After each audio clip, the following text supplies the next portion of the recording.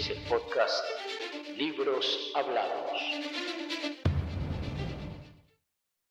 Hola a todos y todas, bienvenidos de nuevo al podcast donde pretendo leer los libros que han hecho parte de mi vida, que me han apasionado y divertido.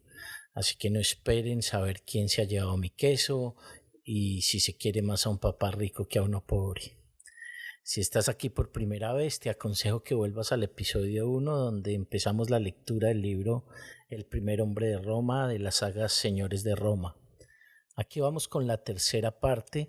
Como siempre ruego que perdonen mis errores de dicción porque, como ya saben, no uso ayuda de la inteligencia artificial. Al terminar este libro vamos a dar paso a cualquier otro fuera de la saga para respirar nuevos aires antes de volver a Roma. Así que estamos abiertos desde ya a cualquier sugerencia o solicitud para el título de nuestro siguiente libro. Déjanos tus comentarios a libroshabladosfp@gmail.com o en la caja de comentarios de la plataforma en donde nos estés escuchando. El primer hombre de Roma, parte 3. Comencemos.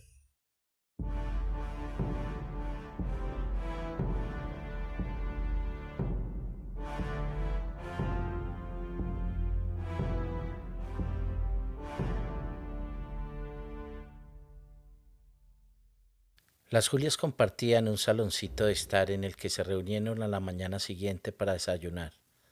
Julia se mostraba extraordinariamente inquieta y se balanceaba sobre un pie y otro, incapaz de estarse quieta. ¿Qué te pasa?, inquirió su hermana exasperada. ¿No lo sabes? Algo se está tramando y quiero ir al mercado de flores a ver a Clodila, que se lo he prometido. Pero creo que vamos a tener que quedarnos en casa para uno de esos aburridos cónclaves familiares, contestó la muchacha entristecida. No sabes apreciar las cosas, replicó Julia. ¿Conoces a muchas chicas que tengan el privilegio de decir su opinión en una reunión de familias?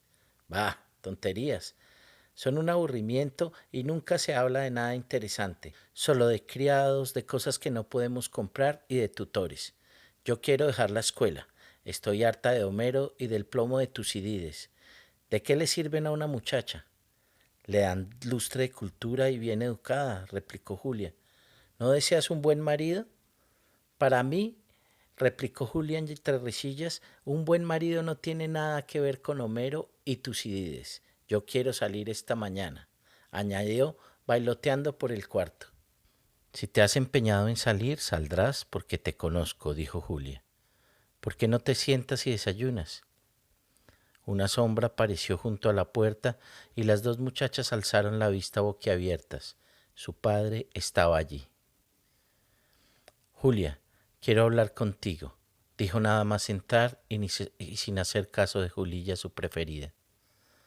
Oh, tata, ¿ni siquiera un besito?, inquirió ésta con un puchero. Él la miró distraído y la besó en la mejilla, forzando una sonrisa. Mariposita, ¿por qué no te vas a hacer lo que tengas que hacer? Gracias, tata, dijo ella radiante de satisfacción. Gracias. ¿Puedo ir al Porticus Margaritaria, al mercado de flores? ¿Cuántas perlas piensas comprar hoy?, inquirió el padre sonriendo. Millares, respondió ella, apresurándose a salir del cuarto. Cuando pasaba junto a él, César le pasó un denario de plata en la mano. Ya sé que no llega ni para la perla más pequeña, pero puedes comprarte un pañuelo, dijo. Oh, tata, gracias, gracias, exclamó la muchacha abrazándole y besándole, y salió. Siéntate, Julia, dijo César mirando complacido a su hija mayor. La muchacha intrigada se sentó, pero no dijo palabra hasta que llegó Marcia, quien tomó asiento a su lado. ¿De qué se trata, Cayo Julio?, inquirió Marcia, curiosa, pero sin temor. César permaneció de pie, cambiando el peso del cuerpo de un lado a otro, y luego posó sus bellos ojos azules en Julia. Bien, querida. ¿Te gustó Cayo Mario?, inquirió. Pues sí, tata. ¿Por qué? La muchacha reflexionó un instante. Por su forma de hablar sencilla y sincera, creo, y por su falta de afectación. Confirmó lo que yo imaginaba. ¿Ah, sí?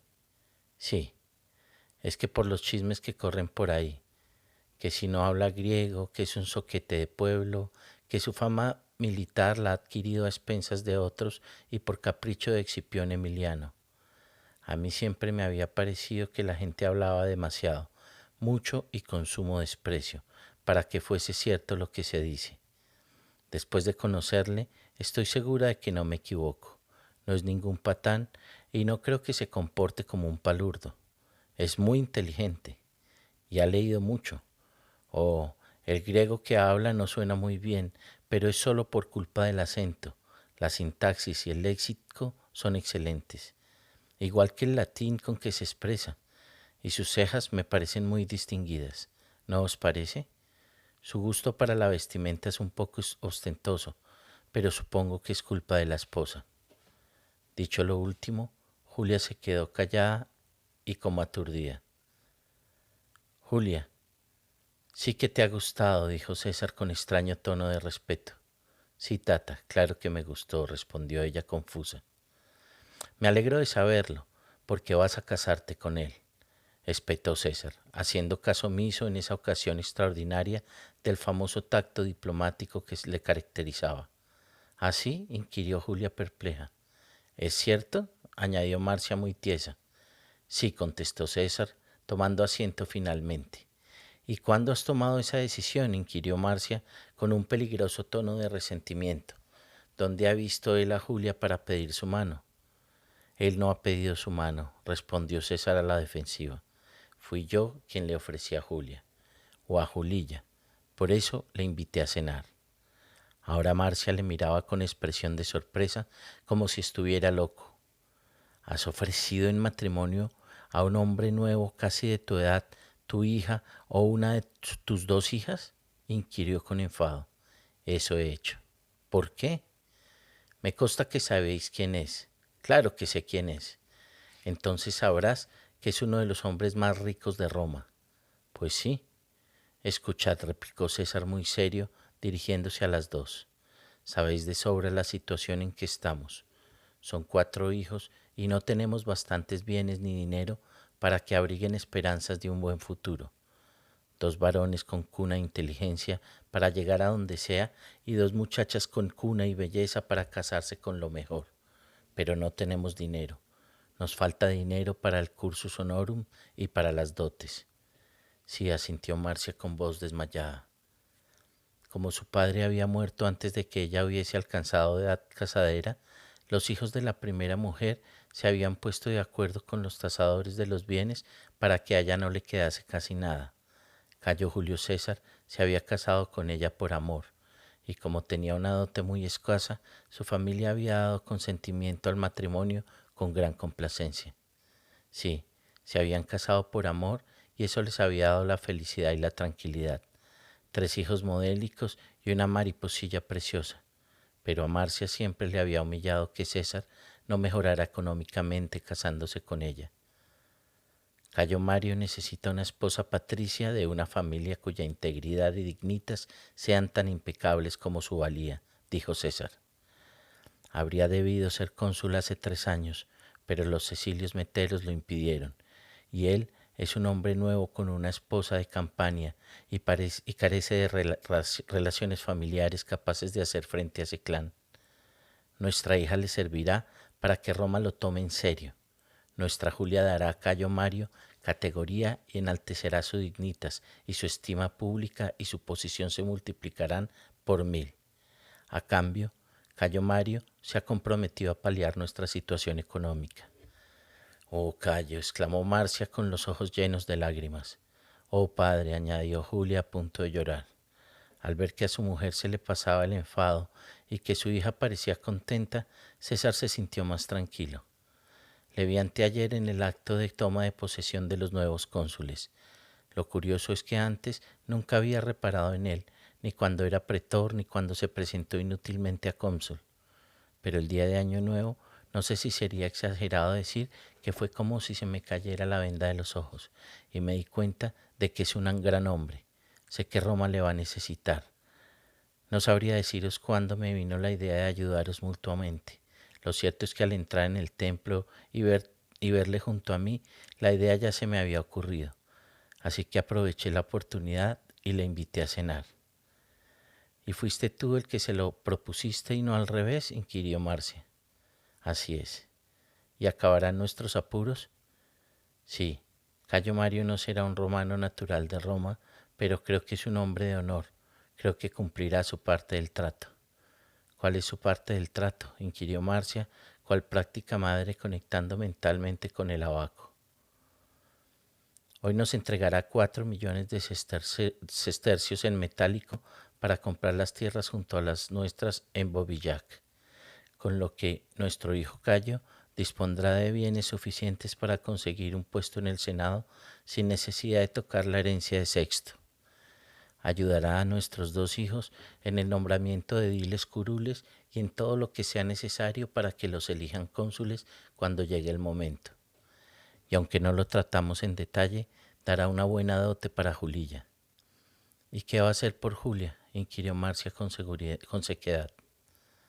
¿Por Julia?, repitió César estupefacto. ¿Qué más puede hacer por Julia además de casarse con ella? Nosotros no se la damos con dote y a él le va a costar una fortuna ese matrimonio.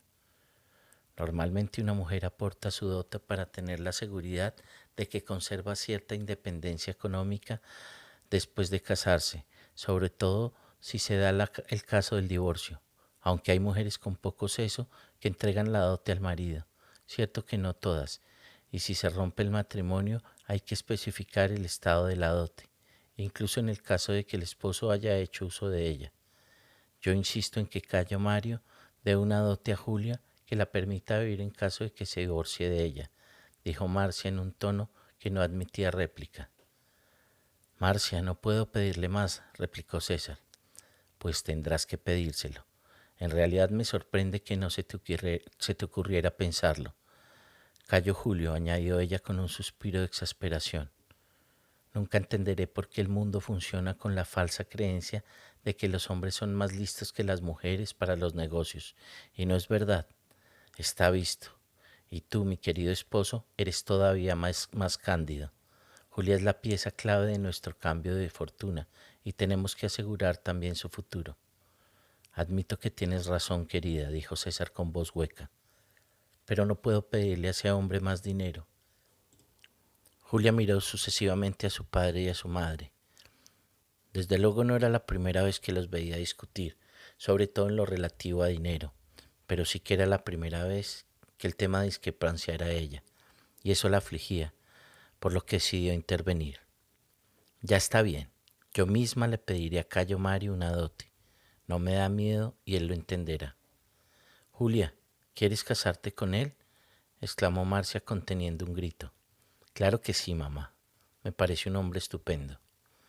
Pero hija, casi es 30 años mayor que tú. Serás viuda dentro de nada. Los jóvenes son aburridos, me recuerdan a mis hermanos. Prefiero casarme con un hombre como Cayo Mario, dijo la muchacha. Prometo ser una buena esposa, me amará y nunca lamentará el gasto. ¿Quién lo habría pensado?, inquirió César sin dirigirse a nadie en concreto. No te sorprendas tanto, Tata. Pronto tendré 18 años y sabía que este año procurarías buscarme marido. Debo confesar que la perspectiva me aterraba. No el matrimonio exactamente, sino quién fuera a ser el marido. Pero anoche, cuando vi a Cayo Mario, pensé inmediatamente que sería estupendo que me encontrases a alguien como él, dijo Julia enrojeciendo. No se parece nada a ti, Tata, y sin embargo es como tú, correcto, amable y honrado. Cayo Julio César miró a su esposa. ¿No es raro placer que a uno le guste su propia hija? Amar a los hijos es natural, pero que a uno le gusten, eso hay que aprender a hacerlo, dijo. 2 encuentros con mujeres en un mismo día sirvieron para que Cayo Mario se pusiera más nervioso que ante las perspectivas de atacar a un ejército enemigo 10 veces mayor que el suyo. El primero fue la visita inicial a su futura esposa y a su suegra, y el otro, la última entrevista con su esposa legal.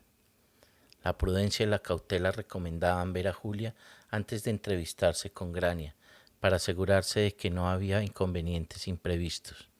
Así, a la hora octava del día, a media tarde, llegaba a la casa de Cayo Julio César esta vez ataviado con la toga ribeteada de púrpura, sin compañía y sin la descomunal carga de 1.000.000 de denarios de plata que habría equivalido a un peso de 4.530 kilos, es decir, 160 talentos o 160 hombres bien cargados.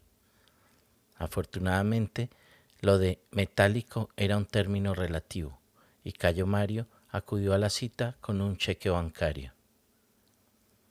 Ya en el despacho de Julio César, entregó a su anfitrión un rollo de pergamino. Todo lo he hecho lo más discretamente posible, dijo mientras César desenrollaba el pergamino y hojeaba las pocas líneas escritas. Como veis, he dispuesto el depósito de 200 talentos de plata a vuestro nombre en manos de vuestros banqueros. No hay modo de que nadie pueda identificar que yo he ordenado este depósito, si no es con una gran pérdida de tiempo que ningún banquero se permitiría por simple curiosidad. Pero es igual, porque parecerá que he aceptado un soborno.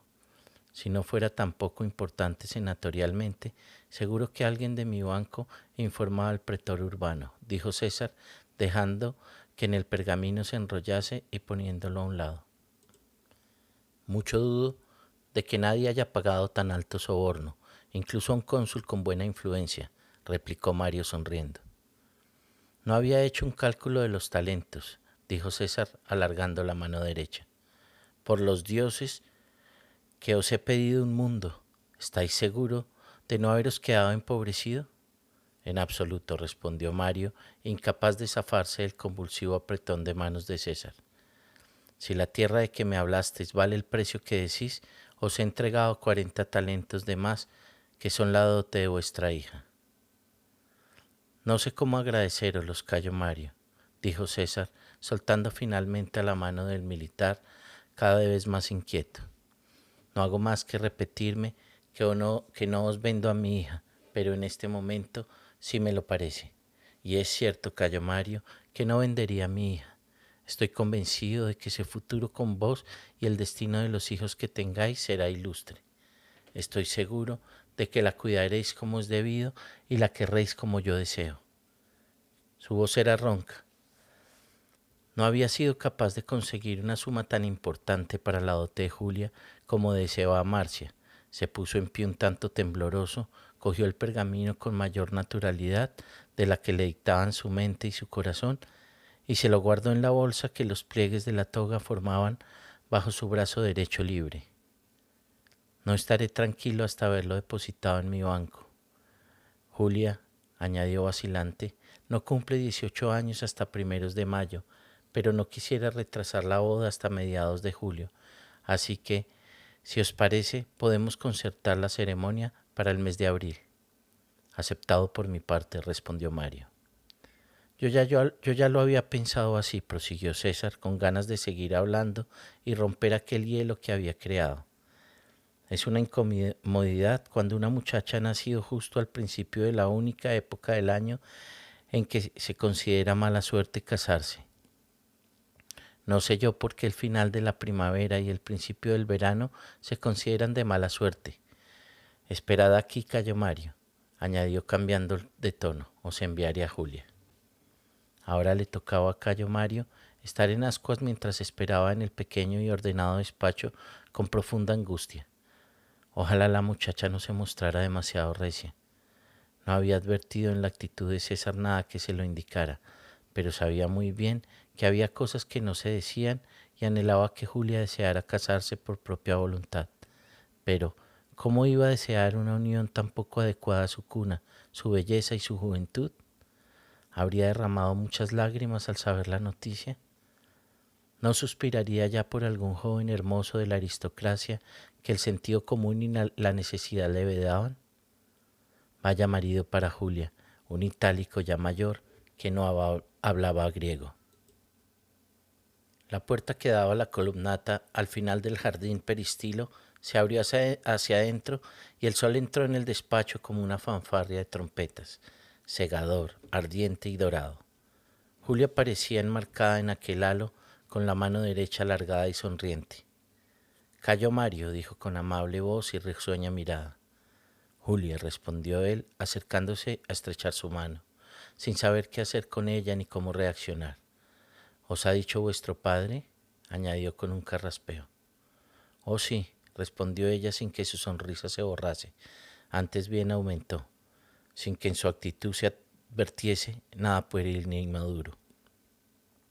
Muy al contrario, parecía dominar perfectamente la situación con gran aplomo y una actitud de real poderío, aunque sumisa. ¿No os importa? Inquirió él tajante. Me complace mucho, respondió ella mirándole con sus hermosos ojos grises, cálidos y risueños, y como para tranquilizarle, le apretó la mano con afecto. Callo Mario, no estéis preocupado, de verdad que me complace mucho. Mario alzó la mano izquierda, estorbada por los pliegues de la toga, y sostuvo la de ella entre las suyas, mirando aquellas uñas perfectamente ovales y los rosados dedos. Ya soy un hombre mayor, dijo. Pues me gustarán los hombres mayores porque vos me gustáis. ¿Qué os gusto? Claro, replicó ella parpadeando. Si no, no me habría venido a casarme con vos. Mi padre es un hombre amabilísimo, no un tirano. Por mucho que deseara que yo quisiera casarme con vos, jamás me habría obligado a hacerlo. Pero, ¿seguro que no os habéis forzado vos misma? Inquirió Mario. No era necesario, respondió ella con voz pausada. Seguro que hay un joven que os gusta más. Ninguno. Los jóvenes se parecen demasiado a mis hermanos. Pero, balbuceó él buscando desesperadamente algún inconveniente. Mis cejas. A mí me parecen maravillosas, respondió ella. Mario notó que se ruborizaba y sin poderlo remediar, y esto le hizo perder aún mayor aplomo. Luego comprendió que por muy contenida y entera que ella se mostrara, no dejaba de ser una muchacha inocente que no se daba cuenta de lo que él esperaba, de lo que a él le estaba pasando.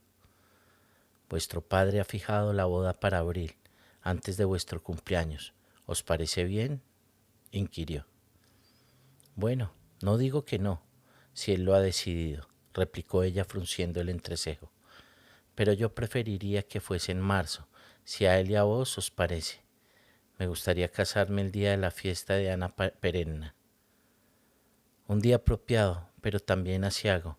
La fiesta de Ana Perenna, celebrada en la primera luna llena de marzo, estaba muy vinculada a la luna y al viejo año nuevo.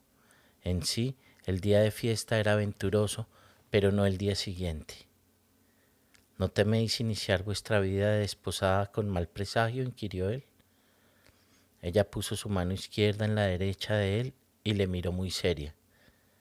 Mi madre me ha concedido muy poco tiempo para estar con vos, dijo, y hay una cosa que quiero aclarar entre los dos antes de que venga. Mi dote, añadió sustituyendo la sonrisa por un gesto de seria reserva.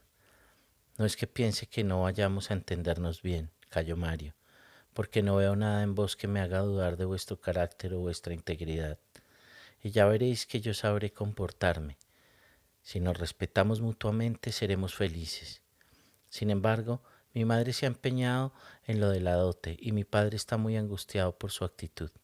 Ella insiste en que debo tener dote por si un día decidís divorciaros, pero mi padre se ve ya muy abrumado por vuestra generosidad y detesta pediros más.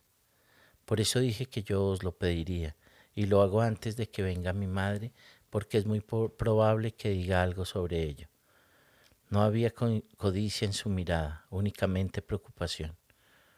No podríamos establecer una suma aparte, conviniendo en que sí, como yo espero, no hay necesidad de divorcio, sea de ambos, y si nos divorciásemos fuese mía. Vaya abogada, una verdadera romana, todo muy bien expuesto, nada ofensivo y claro como el agua. Lo creo posible, respondió él muy serio. Tened la seguridad de que no la gastaré mientras esté casada con vos, añadió ella. En eso soy honrada. Si eso es lo que deseáis, dadlo por hecho, replicó él. Pero no hacen falta condiciones. Me complace entregar una suma a vuestro nombre para que hagáis lo que queráis. Del mismo modo que me elegiste a mí en vez de a Julilla, replicó ella riendo. No, gracias, calló Mario, Prefiero hacerlo formalmente, añadió muy tranquila alzando la vista. ¿Queréis besarme antes de que venga mi madre? Su demanda de la dote no le había desconcertado, pero aquello sí. De pronto comprendió lo importantísimo que era no hacer nada que la decepcionara o, peor aún, que causara desagrado físico en ella. Y él, que sabía de besos, de relaciones amorosas. Su orgullo no había jamás requerido afirmaciones por parte de sus aisladas queridas a propósito de su capacidad amatoria, porque realmente nunca le había preocupado lo que pensaban de él en ese aspecto ni del modo de besar. Y tampoco tenía la menor idea de lo que una muchacha esperaba de su primer amante. Tenía que abrazarla apasionadamente o aquel primer contacto había de ser casto y leve, lujuria o respeto, ya que el amor era en el mejor de los casos una esperanza futura. Julia era una posibilidad desconocida y él no tenía indicio alguno de lo que esperaba o de lo que quería. Lo único que sabía era que agradarla era lo más que le importaba. Por fin se aproximó más a ella sin soltarle las manos y bajó la cabeza, no mucho porque ella era muy alta. La muchacha tenía los labios juntos y fríos, blandos y sedosos. Cerró los ojos y el instinto natural resolvió aquel dilema al de acercar su boca, dispuesto a recibir lo que ella quisiera darle. Para Julia era una experiencia totalmente nueva, algo que deseaba, ignorando lo que podía atraerle, pues César y Marcia habían mantenido a sus hijas vigiladas, refinadas e ignorantes, aunque no excesivamente inhibidas.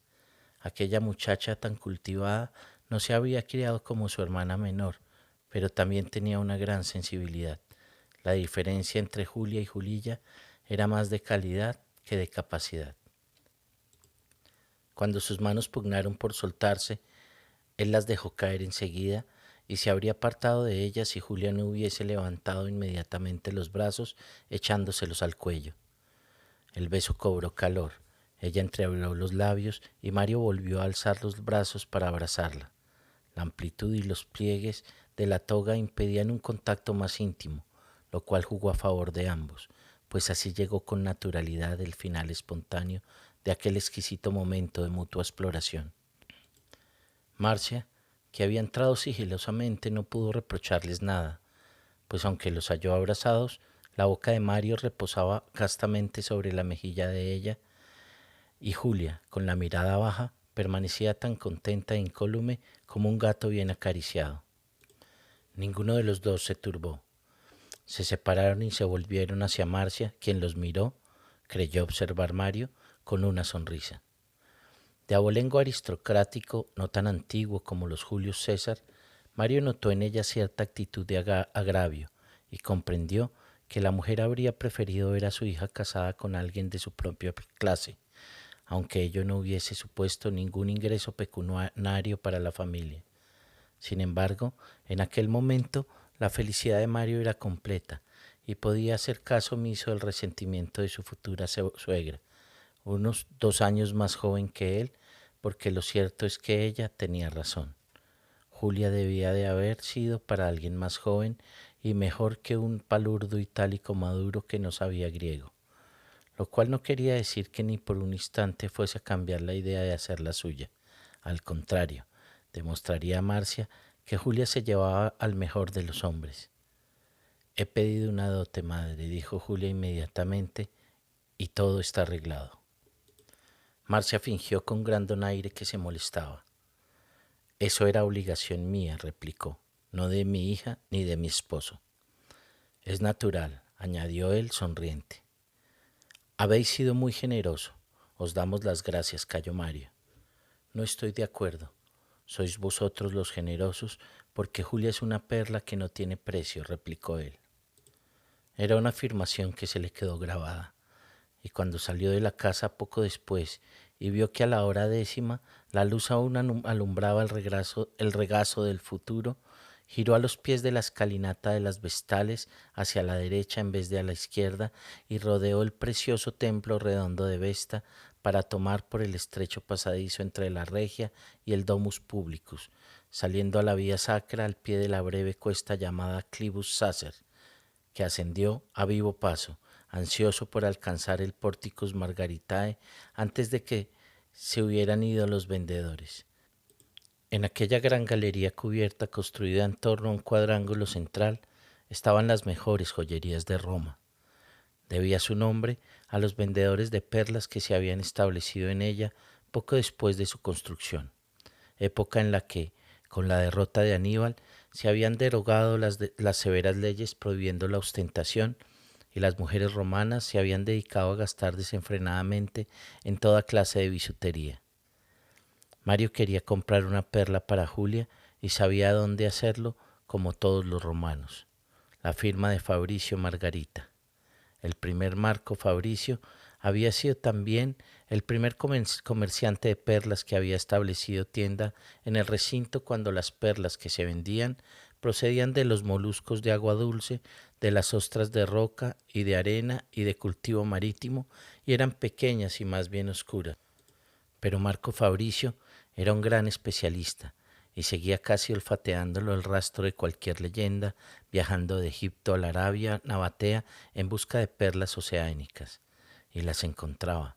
Al principio había sido decepcionantes por su escaso tamaño y forma irregular, aunque poseían el auténtico color blanco crema y procedían del Sinus arabicus en los confines de Etiopía. Luego, conforme fue aumentando su fama, descubrió mercados en los mares de la India y en la isla en forma de pera de Traprovana al sur de la India. Por entonces se dio el nombre de Margarita y fundó el monopolio del comercio de perlas oceánicas. Ahora, en tiempos del consulado de Marco Micinio Rufo y de Espurio Postumio Albinio, su nieto, otro Marco Fabricio Margarita, estaba tan bien surtido que cualquier hombre rico podía tener la seguridad de encontrar en su tienda la perla que deseara. Fabricio Margarita tenía efectivamente una perla adecuada, pero Mario no se la llevó a casa, porque decidió que la perfecta esfera, color de luna y del tamaño de una canica, fuese engarzada en un grueso collar de oro, adornado a su vez con pequeñas perlas, proceso que iba a requerir unos días. La novedad del deseo de regalar a una mujer un objeto precioso embargaba sus pensamientos, mezclándose al recuerdo del beso y los deseos de ella de convertirse en su esposa. Él no era muy mujeriego, pero sabía suficiente de mujeres para darse cuenta de que Julia no era la clase de muchacha que se daba sin entregar su corazón. Y la idea de poseer un corazón tan puro, tan joven y de sangre tan azul como el de Julia, le movía una gran gratitud que se instaba a cubrirla de joyas. Él interpretaba aquella decisión de la muchacha como un desagravio, un buen augurio. Era su perla que no tenía precio y debía obsequiarla con perlas, esas lágrimas de una remota luna tropical que caían en el profundo océano y se solidificaban en el fondo, y encontraría para ella una adamas hindú, una piedra más dura que ninguna otra sustancia conocida y del tamaño de una avellana, y una esmaragdus verde de brillo intenso a su lado del norte de la lejana Escitia, y un carbúnculus tan brillante y luminoso como una ampolla llena de sangre reciente. Grania estaba en casa, naturalmente. ¿Es que salía alguna vez? A partir de la hora nona, le esperaba cada día para cenar y retrasaba de vez en cuando la colación, volviendo loco al carísimo cocinero, y muchas veces acababa por cenar ella sola unos alimentos pensados para reactivar el perdido apetito de una glotona que acababa de hacer un periodo de régimen.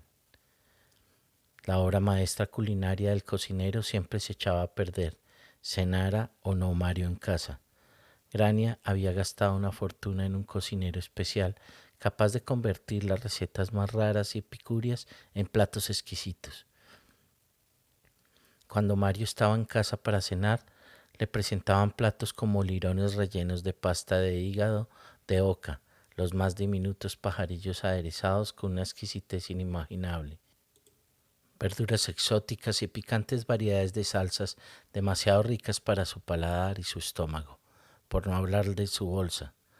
A semejanza de casi todos los militares, a él lo que más le complacía era una rebanada de pan y un cuenco de puré de guisantes con tocino, y no le importaba perderse una o dos comidas. Para él, la comida era combustible para el cuerpo, no para el placer. Que Grania, al cabo de tantos años de matrimonio, aún no se hubiese adaptado a ello, era exponente de la distancia que los separaba. Lo que estaba a punto de hacerle a Grania no acababa de complacer a Mario, pese al poco afecto que le tenía. Su relación siempre había estado teñida de culpabilidad por su parte, porque él era consciente de que ella había ido al matrimonio en busca de una vida de felicidad y bienestar conyugal, con niños y comidas familiares, una vida centrada en Arpinum, pero con muchos viajes a Puteoli y quizá unas vacaciones de 2 semanas en Roma en el mes de septiembre durante los Ludi Romani. Pero desde la primera vez que la había visto hasta la primera noche que había dormido con ella, le había dejado tan sin cuidado que había sido capaz de fingir que le gustase y la deseara. No es que fuese fea, no. Tenía un rostro redondo bastante agradable. Incluso le habían comentado que era hermoso, de grandes ojos y una boca pequeña y carnosa. Tampoco es que fuese una arpía. En realidad ella hacía todo lo posible por complacerle lo mejor que podía. Pero el inconveniente estribaba en que no podía complacerle, ni aunque llenase su copa con cantarida y tomase clases de danzas lascivas. La mayor parte de su mala conciencia derivaba del hecho de saber que ella no tenía la menor idea de por qué no podía gustarle, a pesar de las numerosas preguntas al respecto. Él nunca le daba una respuesta satisfactoria porque simplemente tampoco sabía el motivo, y eso era lo malo. En los primeros 15 años había realizado un encomiable intento por mantener su silueta, que no estaba nada mal: buen busto, cintura estrecha y caderas armoniosas, y se cepillaba y secaba su pelo negro al sol después de lavárselo para que se mantuviera muy brillante. Se perfilaba los ojos castaño claro con una línea negra de estibín y tenía buen cuidado de no oler jamás a sudor o almestro.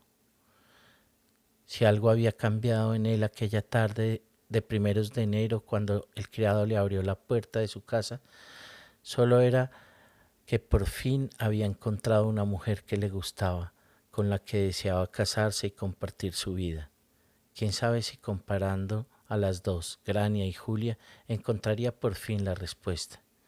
Pero inmediatamente lo vio claro. Grania era pedestre, inculta, poco refinada, casera, la mujer ideal para un caballero latino de campiña. Julia era aristocrática, culta, majestuosa y diplomática, la esposa ideal para un cónsul romano. Prometiéndole con Grania, su familia había asumido con toda lógica que llevaría una vida de caballero rural, por ser ese su linaje, y le había elegido una esposa en consonancia. Pero Cayo Mario era un águila que volaba sobre sus congéneres en Arpinum. Aventurero ambicioso, de descollante inteligencia, un soldado integral con gran imaginación, que había llegado lejos y pensaba llegar aún más, sobre todo ahora que estaba prometido a Julia de los Julios César. Era la esposa que quería, la clase de esposa que necesitaba. Grania, exclamó dejando caer la pesada toga en el magnífico suelo de mosaico del atrium, y entrando en la mansión antes de que al criado le diera tiempo de acercarse y recogerla para que los zapatos llenos de barro del amo no enturbiaran su blancor. Sí, querido, contestó ella, acudiendo apresuradamente desde la sala de estar, dejando una estela de horquillas, prendedores y migajas. Había engordado porque había aprendido a consolar su amarga soledad a base de dulces y de higos de almíbar. Ven al tablinum, por favor, dijo él por encima del hombro mientras se dirigía a grandes zancadas hacia el cuarto. Ella llegó detrás, taconeando solícita. Cierra la puerta, añadió Mario dirigiéndose a su silla preferida detrás del gran escritorio. Tomó asiento y la obligó a sentarse como un cliente enfrente de él en una amplia repisa de malaquita pulimentada con borde estampado en oro. Dime, querido, dijo ella sin temor alguno, pues él nunca se había mostrado rudo con ella ni la trataba mal en ningún aspecto, salvo en que la tenía abandonada. Mario puso ceño mientras daba vueltas entre las manos a un abaco de marfil. Movía siempre las manos porque eran tan atractivas como fuertes, de palma cuadrada y dedos largos, y la utilizaba como un experto con firmeza y decisión. Ella, con la cabeza ladeada, miraba a aquel extraño con quien llevaba casada 25 años. Un hombre guapo seguía pareciéndole, igual que había pensado miles de veces. ¿Le amaba aún? ¿Cómo iba a saberlo? Después de 25 años, lo que sentía era como un complicado entramado desdibujado, tan sutil en algunos puntos que dejaba pasar la luz de su mente, y tan tupido en otros que se interponía como una cortina entre sus pensamientos y el vago concepto de quién era ella misma.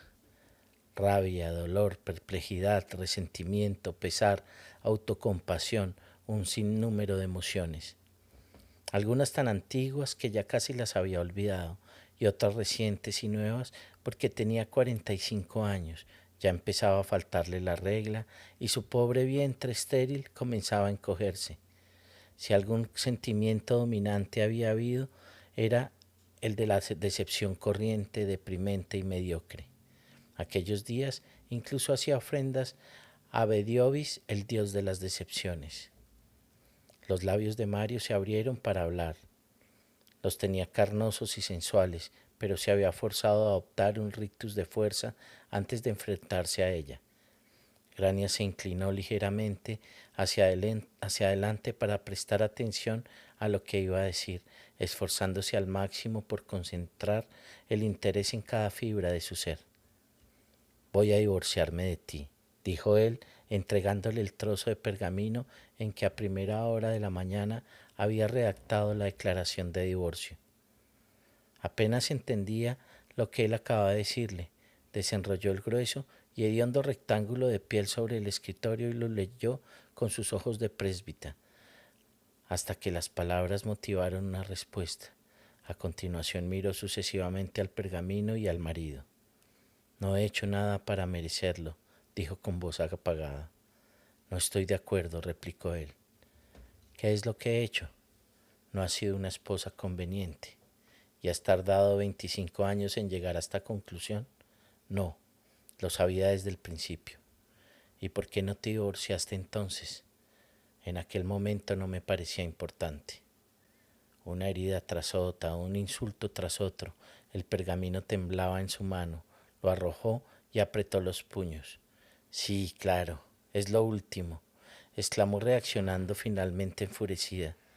Nunca me has dado la menor importancia, ni siquiera para divorciarte de mí. ¿Y por qué lo haces ahora? Quiero volver a casarme, respondió él. ¿Tú? Inquirió ella con los ojos muy abiertos, pasando de la cólera a la incredulidad. Sí, me han propuesto una alianza matrimonial con una muchacha de una antigua familia patricia. Guarnos, Mario. Tú, el gran desdeñoso, ¿ahora te vuelves pretencioso? No, no creo, replicó él sin alterarse, ocultando su malestar con la misma maestría que su mala conciencia. Sencillamente, con este matrimonio por fin podré ser cónsul. El fuego de la indignación se extinguió en ella, apagado por el viento frío de la lógica. Lo que decía era irrebatible. No cabía reprochárselo. ¿Cómo oponerse a algo tan inevitable? Aunque nunca había hablado con ella de su ostracismo político, ni se había quejado de lo despectivamente que le trataban, ella lo sabía, y había llorado por ello enardecida deseando encontrar un medio para poder rectificar aquel pecado de omisión de los nobles romanos que entretejían la política. Pero ¿qué podía hacer ella, una Grania de Puteoli? Era rica, respetable e irreprochable como correspondía a una esposa, pero sin influencia alguna y sin parientes que pudieran rectificar la injusticia que se cometía con su esposo. Si él era un caballero rural latino, ella era la hija de un mercader de Campania, lo más bajo de la escala social a los ojos de la nobleza romana. Su familia no había gozado de la ciudadanía hasta hacía poco. Entiendo, comentó con voz desmayada. Y él tuvo la suficiente compasión para no decir más y no comunicarle lo ilusionado que estaba y el crisol de amor que comenzaba a arder en su dormido corazón. que creyese que no era más que una maniobra de conveniencia política. Lo siento, Grania, añadió en tono amable. Y yo, replicó ella temblando de nuevo, pero esta vez ante la triste perspectiva de una vida sin marido, una soledad mayor y aún más intolerable que la que conocía. Vivir sin Cayo Mario, inconcebible. Por si te sirve de consuelo, te diré que la alianza me fue ofrecida. Yo no hice nada por buscarla. ¿Quién es ella?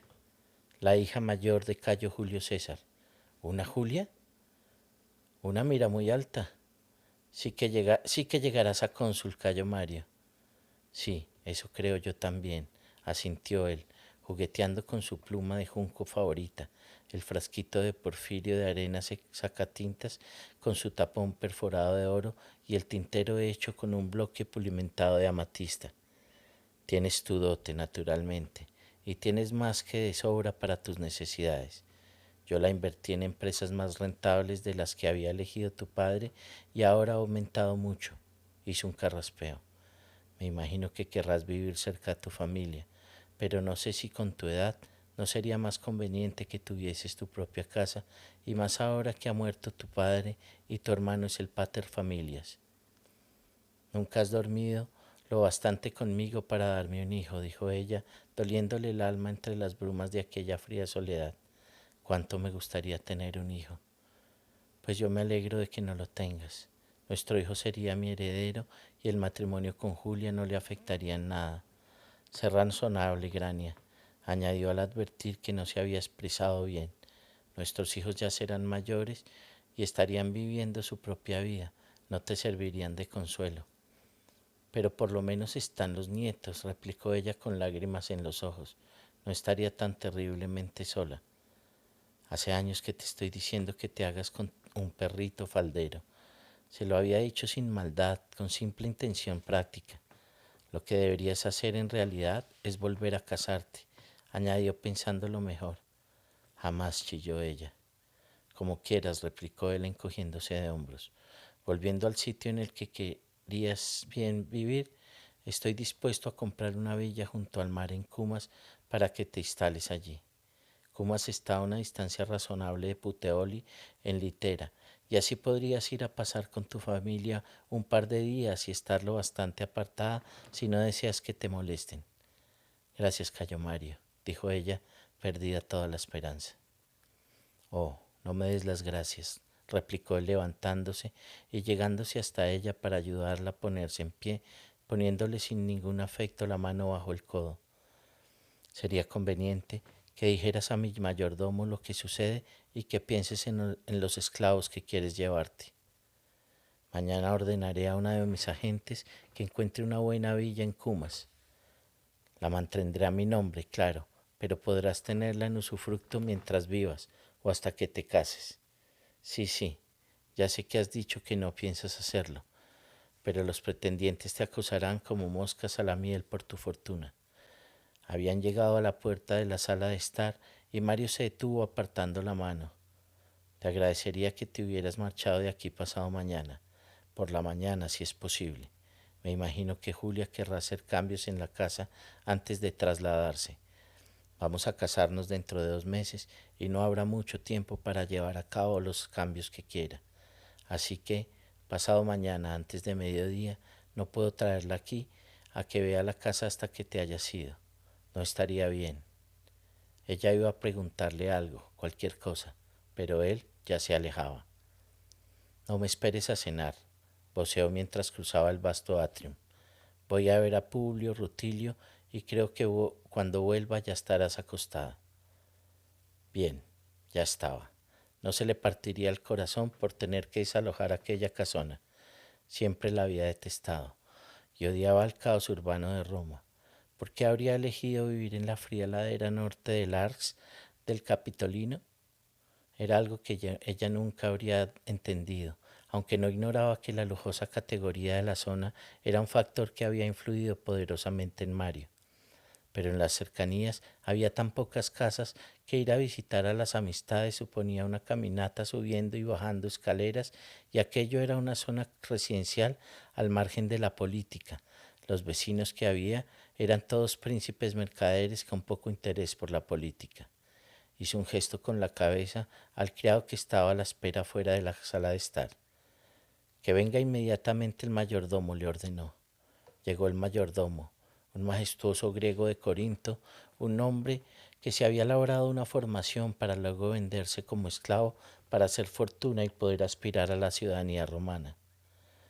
Estrofanto, el amo se divorcia de mí, dijo ella sin vergüenza alguna, pues de nada tenía que avergonzarse. Pasado mañana tengo que salir de la casa. Ocúpate de mi equipaje. El hombre hizo una reverencia para ocultar su perplejidad, pues era aquel un matrimonio que él no esperaba haber roto sino por la muerte, dado que se desarrollaba según las pautas de un profundo torpor más que una función de la amarga pugna que suele conducir al divorcio. ¿Vas a llevaros parte de la servidumbre, Domina?, inquirió el griego, seguro de que él seguiría en la casa porque pertenecía a Cayo Mario y no a Grania. Al cocinero, desde luego, y con el personal de cocina, porque si no, él no se encontraría a gusto, ¿no crees? A mis criadas, mi costurera, mi peluquera, mis esclavas de baño y los 2 pajes, respondió ella sin ocurrírsele nadie más que necesitara y le apeteciera. Perfectamente, Domina, respondió el mayordomo, alejándose acto seguido, impaciente por chismorrear la noticia al resto de la servidumbre y sobre todo por darle al cocinero la noticia de su marcha, a aquel engreído de los pucheros que no iba a gustarle mucho cambiar Roma por Puteoli. Grania se puso a pasear por la espaciosa sala de estar, mirando aquel confortable ambiente de desorden, sus pinturas, el costurero de cofre claveteado en que guardaba la ropita del niño que nunca había venido. Como ninguna esposa romana elegía ni compraba los muebles, Cayo Mario no la dejaría llevarse ninguno. Sus ojos se iluminaron un instante y las lágrimas acudieron a sus ojos, pero se contuvo. Lo cierto es que no disponía más que de un día para dejar Roma, y Cumas no era precisamente un emporio. Bien, mañana iría a comprar los muebles para la nueva villa. Qué estupendo poder escoger lo que a ella le gustaba. Iba a ser un día muy atareado y no le daría tiempo a pasear ni a ceder al dolor. Ya comenzaba a disiparse un poco la pena y la sorpresa. Podían enfrentarse con la noche ahora que tenía una expedición de compras en perspectiva. Berenice, exclamó llamando a la criada para que apareció inmediatamente. Voy a cenar. Avisa a la cocina. Halló papel para hacer la lista de compras entre los heterogéneos objetos de su mesa de trabajo y lo dejó preparado para hacerla en cuanto acabase de cenar. Y él le había dicho algo más. Sí, el perrito faldero. Se compraría mañana un perrito faldero. Sería lo primero que apuntaría en la lista. La euforia le duró casi hasta el final de su cena solitaria, momento en que salió de la impresión y se rindió al dolor. Se llevó las manos a la cabeza y se tiró desesperadamente del pelo. Lanzó verdaderos alaridos y vertió abundantes lágrimas. Los criados salieron en desbandada, dejándola sola en el comedor, sollozando inconsolable sobre la tapicería rojo y gualda de la camilla. Hay que ver, exclamó amargamente el cocinero, dejando por un momento de empaquetar sus cazuelas, pucheros y utensilios especiales, escuchando los lamentos de su alma que llegaban claramente hasta allí a través del jardín peristilo. ¿Por qué tiene que llorar? Yo soy el que marcha al exilio. Ella lleva años en él, esa vieja cerda estúpida.